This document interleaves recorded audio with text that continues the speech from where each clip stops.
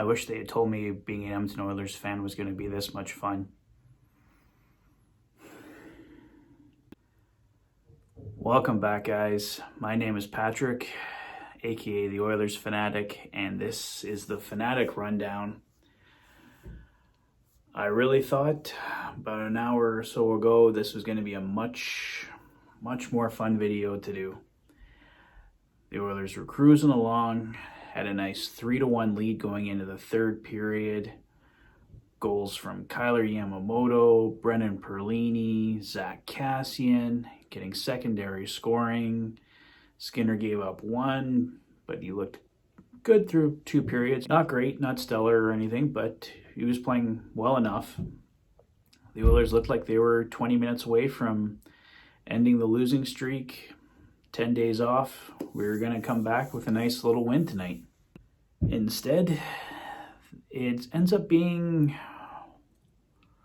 Is this the worst loss they've had all year? It definitely feels like the worst one. It's just compounded by the fact they were up 3-1. It's been 10 days since we had a game. How badly the Oilers needed a win. How badly we all wanted a win. There's no words. There's no words for it tonight, guys.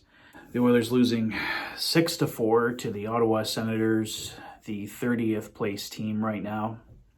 Ottawa has been playing well lately. They're now, I believe it's 7-3-1 in their last 11. So they are definitely playing better as of late.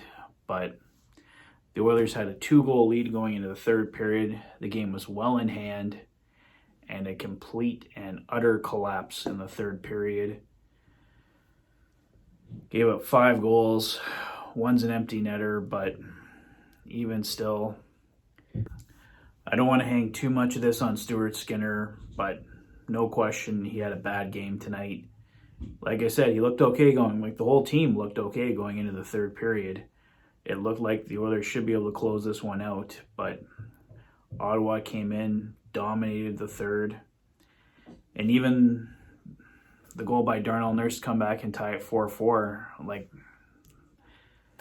they were looking okay. I thought maybe we could at least maybe force this game to overtime, get a point out of it at least, because the Oilers need any kind of points they can get right now. They got to find some way to claw back up the standings, but a loss like this is just completely unacceptable. Yeah, something has to happen, and as I said to Dolany on Twitter tonight, I have no idea what it is. The Fire Tippett people are back out, and not that they ever really went away, but I don't think Dave Tippett's getting fired tonight.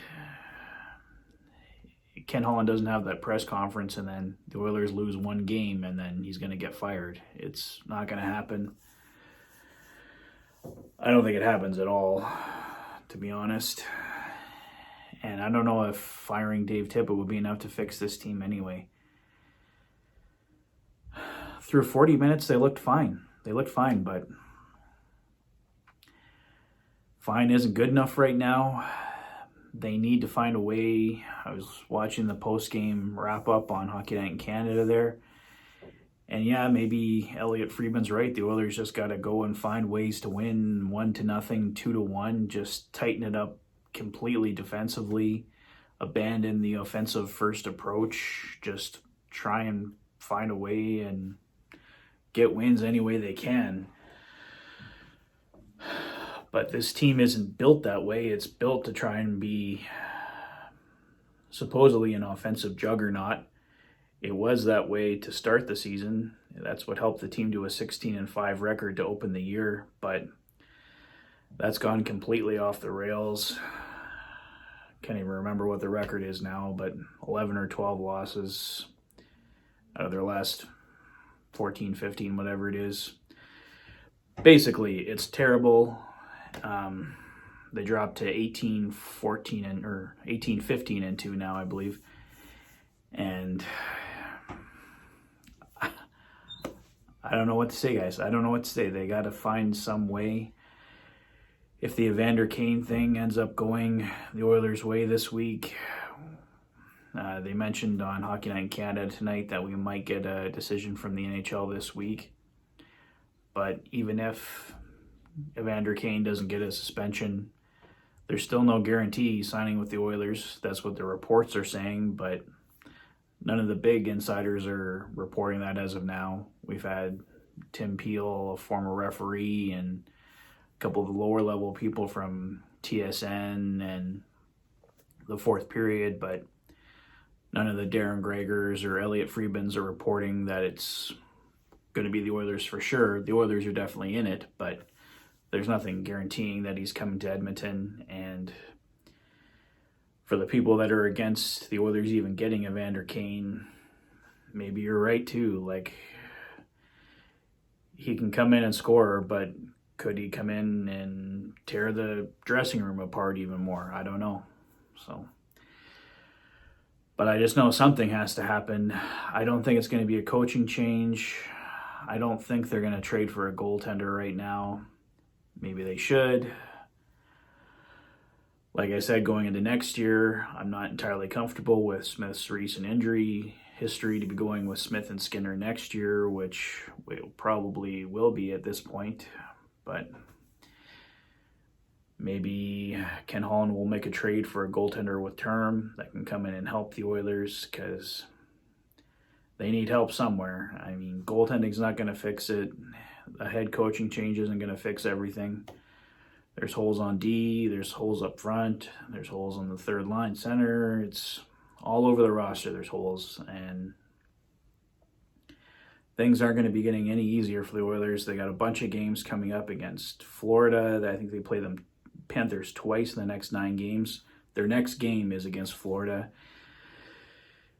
And then they got Washington, and there's a few other strong teams in there. It's not an easy schedule coming up. The Panthers are red hot right now. I think they pumped 9 goals in on Columbus tonight. So if the Oilers can use this next stretch as a motivation period, like I remember when I was younger listening to Rod Phillips, the former voice of the Oilers, on 630 CHED and 790 CFCW, I think in Edmonton at that point in time. I remember him doing a call one year when the Oilers were trying to get into the playoffs, and they had this terrible road trip coming up, and they're calling it the road trip from hell, and the Oilers used that as a galvanizing point, went out, had an amazing road trip, and his call was it was what was supposed to be the road trip from hell turned out to be the highway to heaven. So the Oilers didn't end up making the playoffs that year. I think they ended up a couple points out, but irregardless, if they can use this upcoming set of games against teams that are the top of the league, use that as a motivating force to come out, give their best efforts, get some unexpected wins in there, and who knows what can happen. But if they go into those games playing like they are now, playing good here and there, like they had 2 decent periods tonight, terrible third. If they play a third like that against Florida, if they play any period like that against Florida, they could play great the other 40 minutes. That game's probably going to end up like 6-3 or something like that. So, like I said, the Oilers got to find a way to get themselves out of this. The answer has to be found in that dressing room, because I don't know how much Ken Holland will do and how much he can really do, even if he wants to right now. Like, you don't see trades happening. So the Oilers got to find a way all on their own right now, and it's not looking good, guys. It is not looking good. I'm going to give tonight's player of the game to Josh Norris. He had a couple goals tonight. The winning goal for the Ottawa Senators. He looked really strong, obviously.